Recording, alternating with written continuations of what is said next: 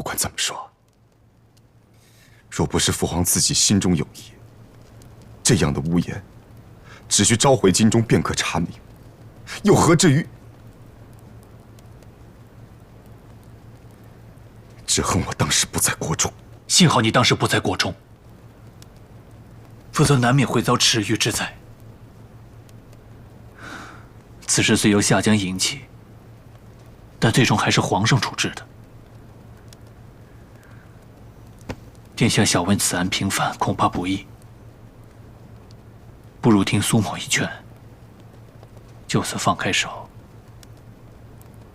不要再查了。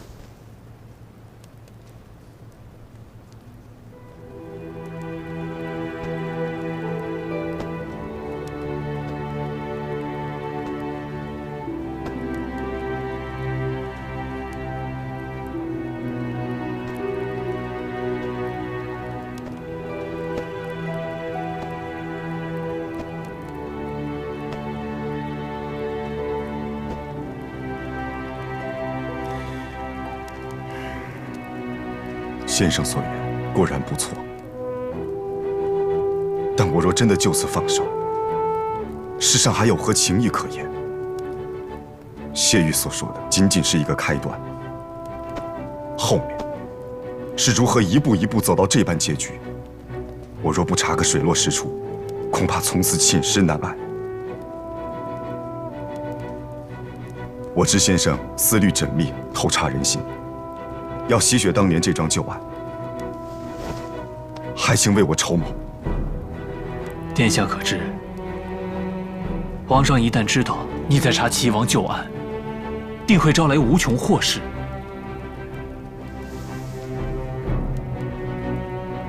我知道。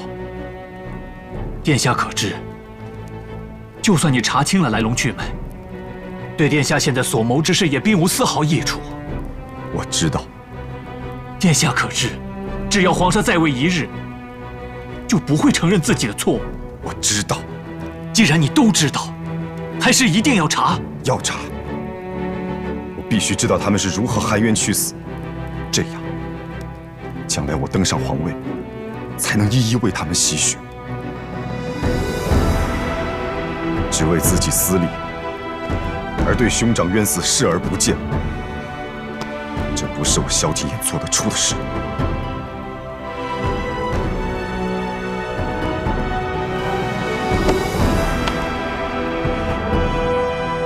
苏某既奉殿下为主，殿下所命必定遵从。自今日起，苏某必将竭尽全力，为殿下查明真相。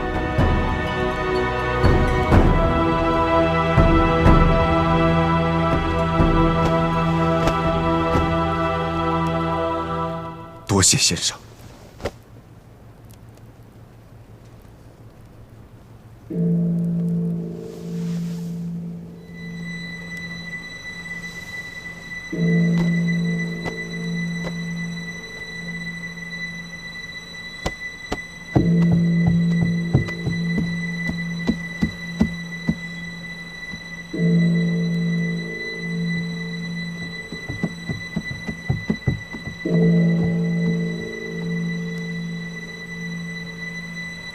多少声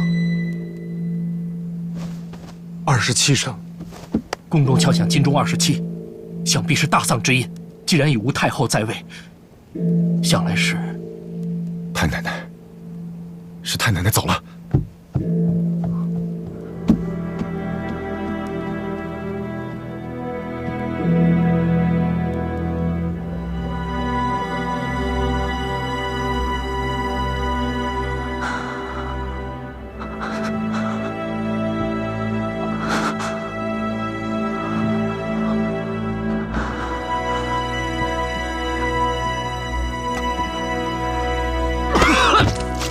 宗主，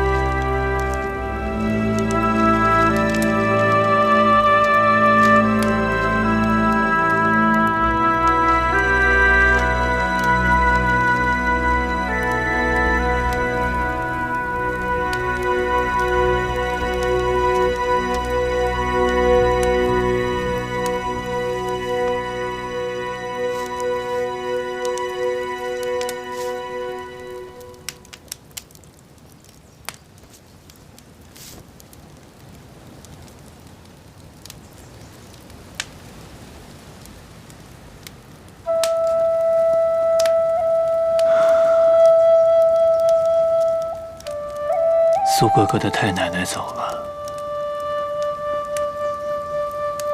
她没等到我回去看的。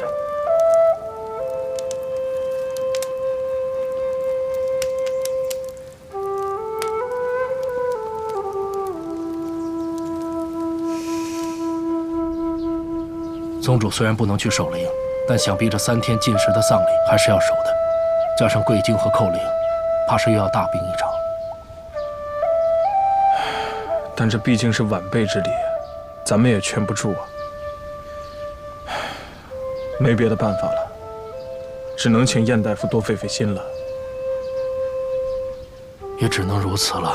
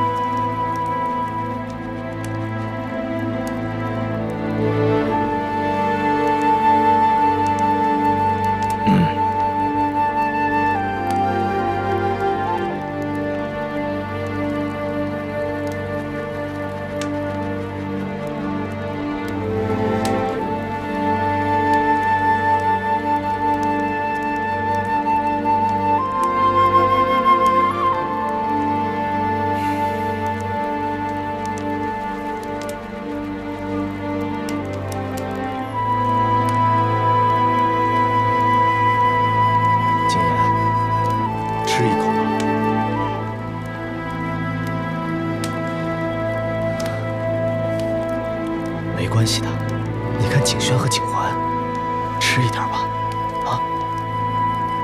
丧礼在先，我愿意守。三哥，你身体不好，吃一些是应该的。太奶奶不会怪你。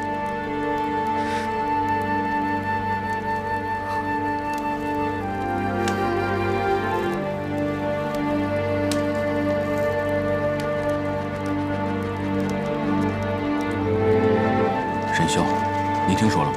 听说什么？陛下有意派遣一位皇子去蔚山给太皇太后守灵。不会是靖王吧？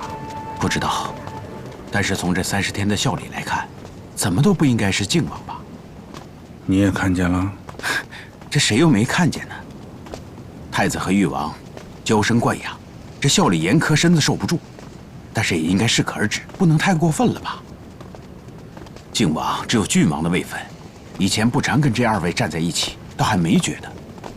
这30天，大家同在一个孝殿里，哼，这对比起来看，差别还真大。你觉得这差别是更好了呢，还是更坏了呢？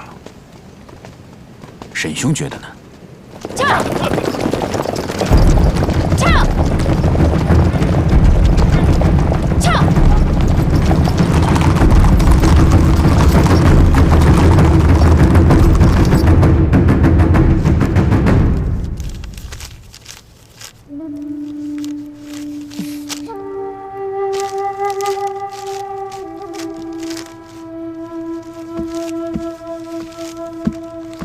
宗主，吃药吧。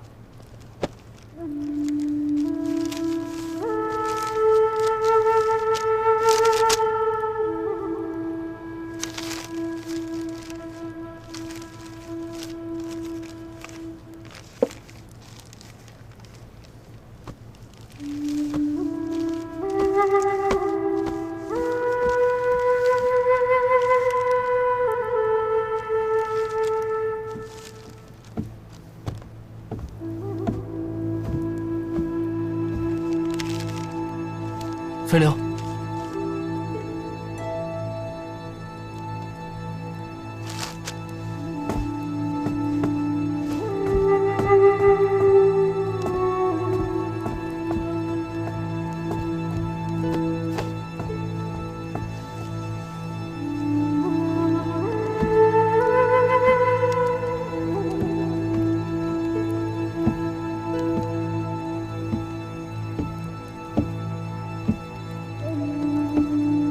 你回来了，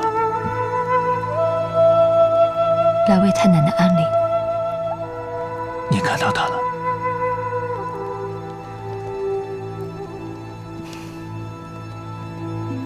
太奶奶的仪容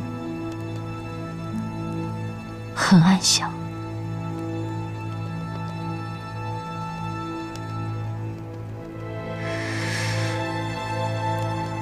可是我不在。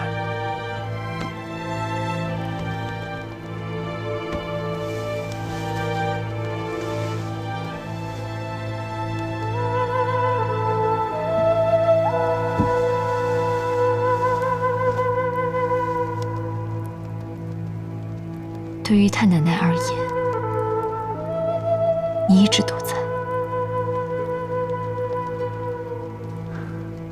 我回京以后，就见了她一次。那天她拉着我的手说：“小叔，你瘦了呀！来，小叔，吃吧，这是你最喜欢吃的。来啊，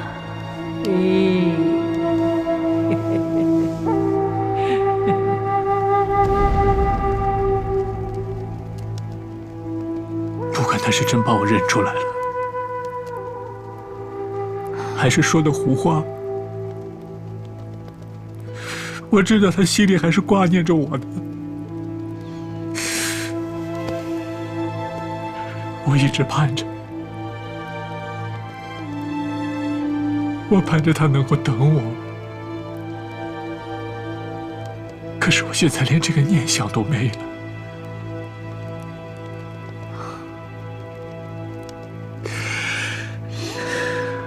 我们这群孩子，太奶奶最偏爱你了。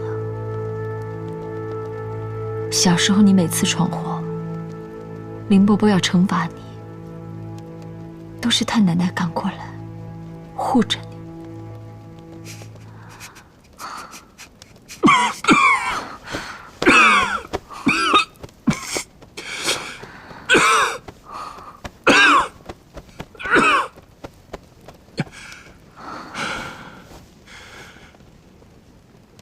我现在一想起以前的事情，心里面就像有一座冰山被火烤着，一时暖暖的，一时又透着刺骨的寒意。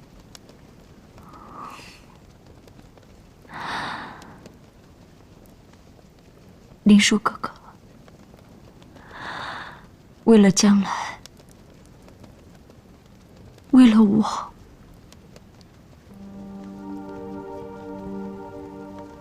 你要好好保重。霓凰，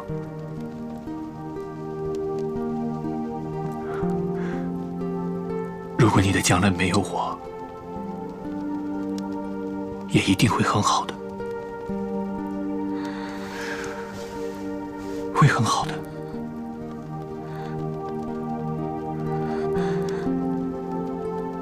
不会，我不要再回云南了，我不要再去那个离你那么远的地方。可是你留在我的身边，我会分心的，你明白吗？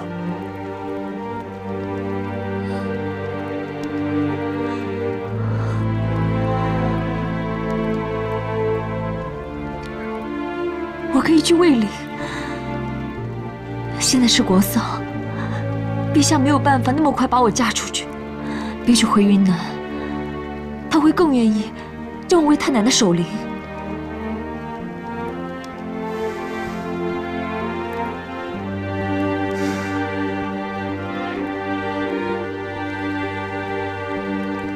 好吧，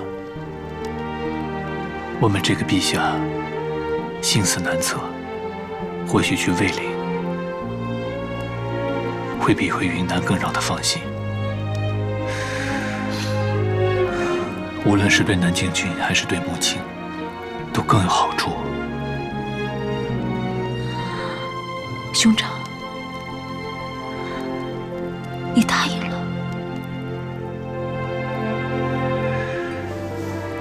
我只是希望你能够安然无恙，不要卷入任何的畏惧之中。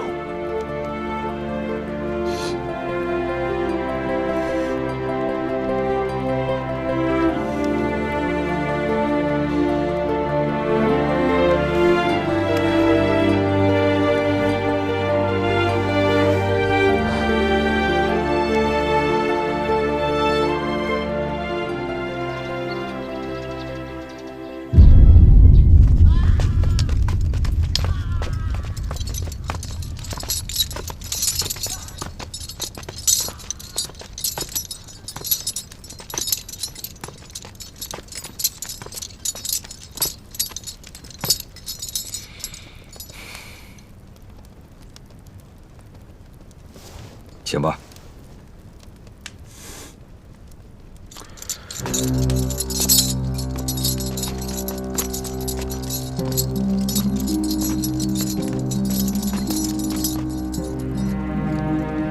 他还算运气好，虽被判了斩刑，但有夏江帮忙，又遇到太皇太后国丧恩赦，竟改了流放。都怪他当年错选了太子。 否则，这威名赫赫的一品君后，这世家出身的当朝驸马，怎么会落得如此下场？唉，这千里流放之路，只得一身粗衣，一副枷锁，被差役们驱赶着，连水火棍也不比别人多带一根。天下永远只容得一个至尊之位。你说的没错。 他自己选错了路，涂炭奈何。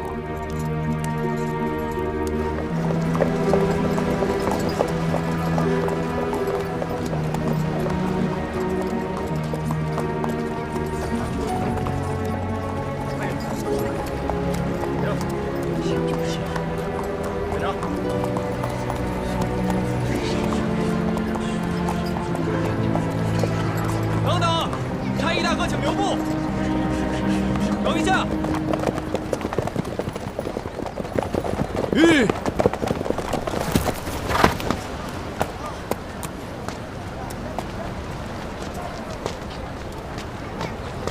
这位兄弟，我们是来送行的，行个方便吧。快点啊！好。父亲。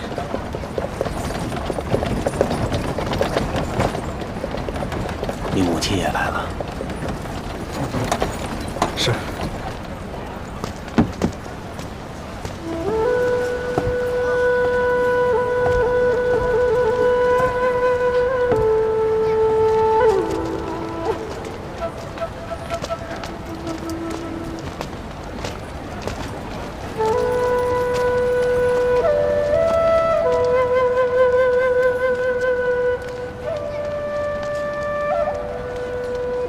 都结束了吗？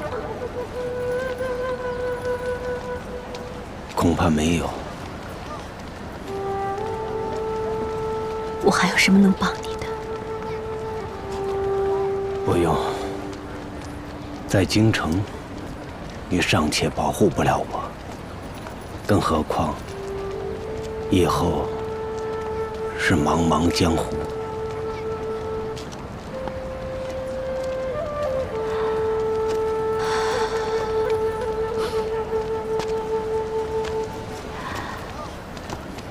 那位苏先生昨天派人来见我，说让你交一封信给我。信？他说如果你没写，让你现在就写，因为你所说的那件事情后面一定还有其他事，写下来交给我，你就可以活命。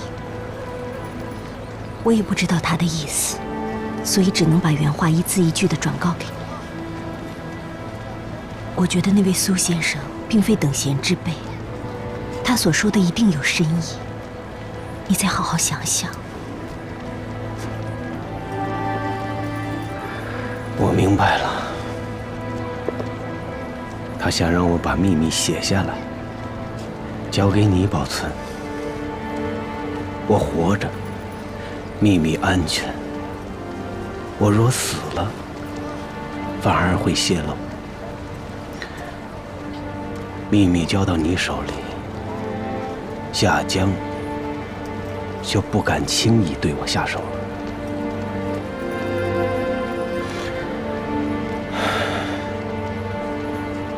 麒麟之才呀！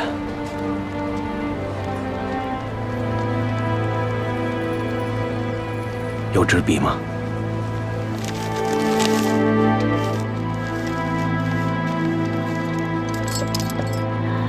苏先生说了，越多人知道你写这个越好。没错，本来就是要让夏江知道，我写过这封手书。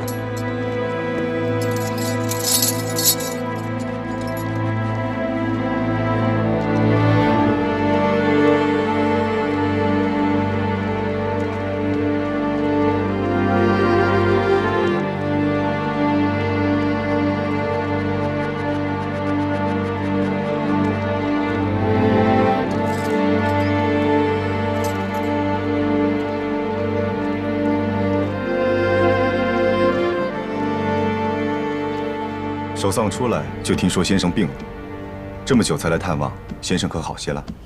好多了。听说守灵之事已经定了。定了，16个去。今日，霓凰郡主突然上书，自请为太皇太后守灵1年，陛下已经恩准了。还有，国丧前曾与先生讨论战马供应联动一事，确实受益良多。这个是按那天所谈的大概内容所拟的条陈，先生看看。好。说起战马供应联动之事，朝堂之上又有谁能比得过殿下的真知灼见呢？苏先生叫我低调谨言，一肚子的话在朝上也没机会说，还是在先生这里说得痛快。虽然有时会争论不休，但越是如此，越是互有补益。殿下客气了。哦，对了，上次和殿下提到粮草供应之事，还有几点未来的急与殿下细谈。愿闻其详。若在粮草供应的过程中遇到了突发状况，不得不取粮于当地，则依次采购以不到当地粮食年流通量的1半为宜。若该作战区人口为10个村，4000人，按一般年经产量，则该地区的粮食年流通量为960担，则一次可采购最多为480担。按照常备军1万人计算，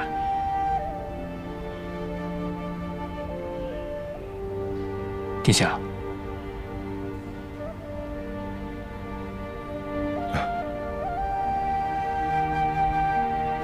想问先生，是否听说过赤焰军少帅林殊？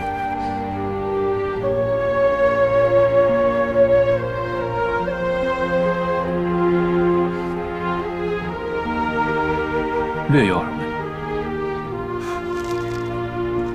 殿下怎么会突然说起此人？先生刚才的那番言谈，让我想起了他。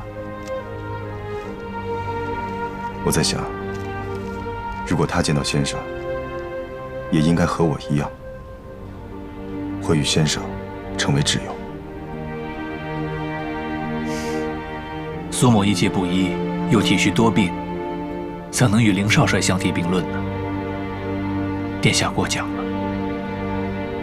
但是我一直很奇怪，先生出身江湖，怎么会对军需供应之事如此熟悉？江左盟中不乏一些厨艺的兵将，他们都身经百战。苏某也时常会向他们请教，不过说到底，都是一些杂学，不成体统，难免有些话会让殿下见笑。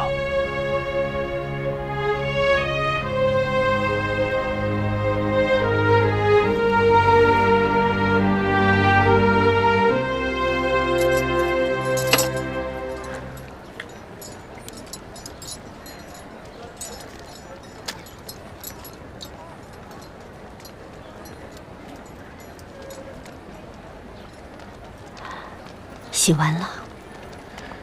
写完了。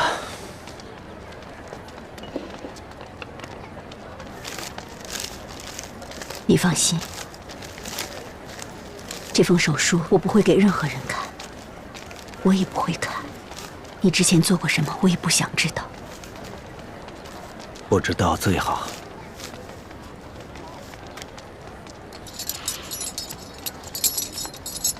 李阳，这个锦囊千万不能交给梅长苏。你放心，只要你活着，这个锦囊我会随身带着，不会离开半步。我还给你带了些衣物和银两。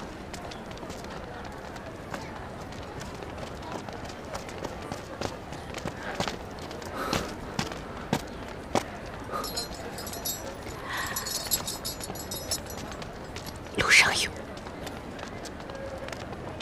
李阳，你我今生还会再见吗？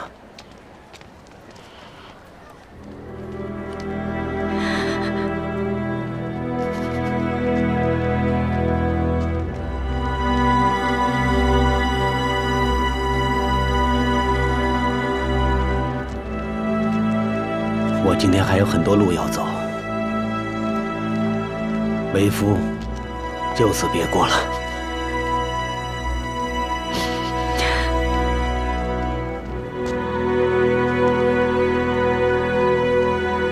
丽儿，父亲，好好照顾你娘。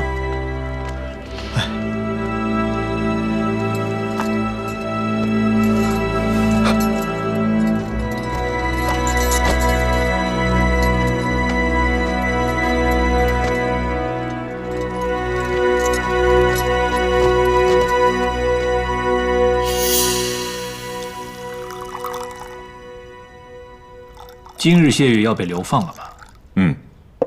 太子现在失去了强助，正在惶惶之时。先生，是否要誉王乘胜追之呢？不，我会劝誉王稍稍放手，但是我也料到他一定不会听我的。人在顺境之时，难免有些头脑发热。太子被逼到如此境地，父皇定会维护。誉王若是不能见好就收，只怕要碰个大钉子。不过，先生真的要保谢玉活命吗？我只负责替他挡下江的人，至于其他的，非我所责。其他的，夏冬，夏冬不会放过他的。可是这个仇，也不能都算在谢玉的身上。夏江毕竟是他师父，这笔孽债，不知他会怎么算。司长进士多年，夏冬自有城府。他越是信谢玉的话，就越不会当面找夏江对质。我倒是希望他可以把这件事放在心里，日后对殿下必定大有帮助。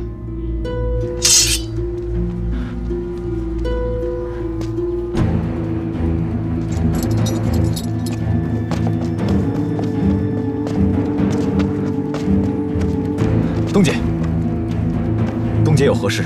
景睿可以代劳。何事？你给我让开！家母在此，舍弟在此，恕景睿不能推开。夏青，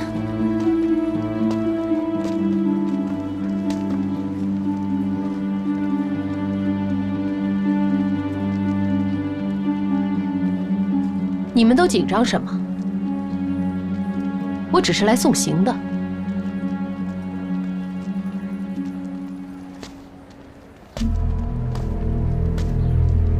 我只是来答谢侯爷当年把我夫婿的尸骨送回京的人情。侯爷，一路保重。这前途艰险，还劝你时时在意，切莫放松心神。前地苦寒，但有的是比死还要苦的境遇。您可一定要熬住了。告辞。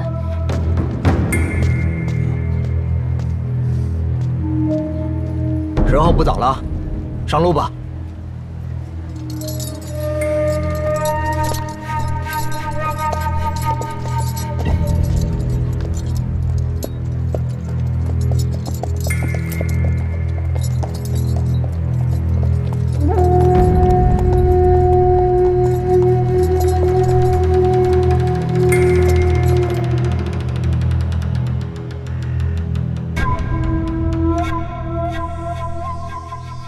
陛下，您保重龙体呀！这两个逆子就是来讨债的，在朕的面前不是争就是吵，都快翻天了。哎呀，两位殿下为了国事争吵，那是自然的事儿。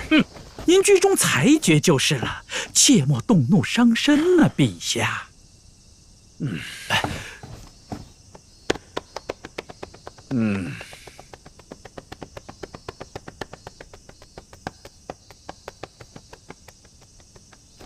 陛下，刚行过午膳，是否要小憩一下啊？气什么？外面的蝉声如此之响，朕怎么气？都是死人呐，没听见吗？还不赶紧把树上的蚕豆给我打下来！是。去。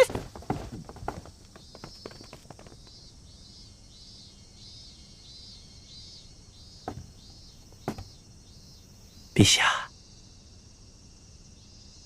陛下，今儿是静妃娘娘的生辰呢。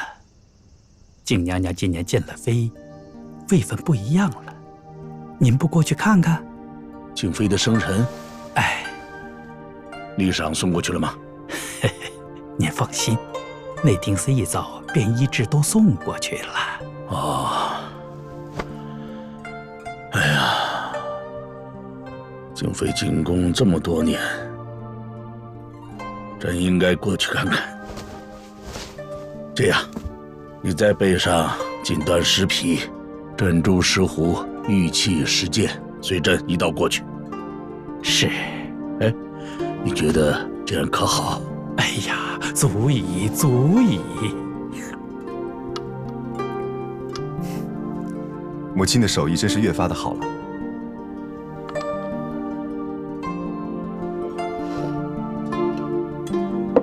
这道百合清酿，夏季吃来真是舒爽。儿臣在外领兵时，若遇粮草不济，自然要与士兵同苦。那时腹中饥饿，就想想母亲做的药膳解馋。若不是怕母亲辛苦，真想日日都能吃到。我倒是不怕辛苦。只是医治，你不能随意入宫，这也是没法子的事。来了就多吃些啊！我还做了黄金饺，还有绿豆脆糕，走的时候带回去吃。多谢母亲。这是茯苓鸡汤，我特意为你做的，喝一碗吧。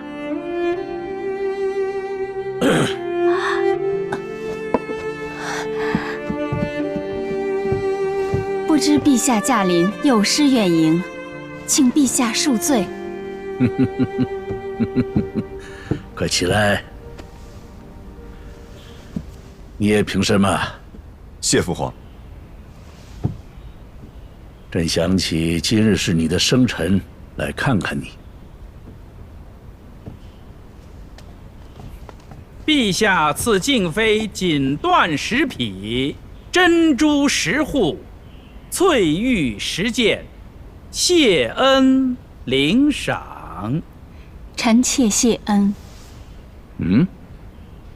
这礼物不合你心意吗？臣妾不敢。景琰是什么时候过来的？回父皇，儿臣午后方到。你母妃生辰，怎么不一早便来请安？啊，是臣妾命他午后再来的。臣妾早上要朝见皇后陪坐，还要给太皇太后跪经，就是他来了，臣妾也不得空见他。近来交与景琰办的几件事办得甚好，朕十分满意。你只说要赏你，事情多又耽搁了。现在刚好在你母妃的面前，说说看，想要什么？哼哼。回父皇，儿臣领旨办差，分所应当，不敢轻赏。但君恩不易辞，既然父皇如此厚爱，儿臣斗胆向父皇讨个恩旨。请父皇赦免一名在岭南服刘役的罪人。什么罪人啊？又是什么名高望重，却偏爱胡言乱语，妄议朝政的狂士吗？你素来忠耿，怎么也学会了沽名钓誉、招揽人心的手段？谁教你的？谁？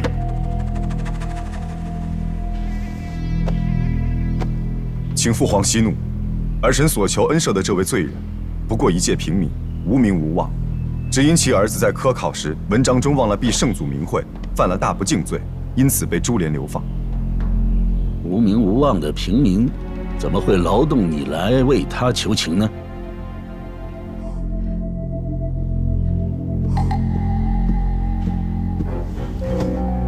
请陛下恕罪。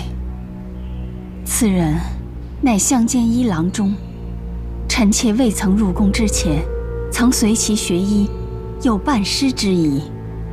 1个月前，臣妾辗转听闻他被流放岭南，可怜他老迈年暮，犹受差役阉杖之苦，又受大不敬株连。此次大赦，他又不在其列，只怕将来他会老死异乡，孤魂难返了。故而臣妾心中实在是不忍。方才与景年感慨了一番，没想到这个孩子，他竟然记在了心里。如若陛下怪罪，实属臣妾之罪。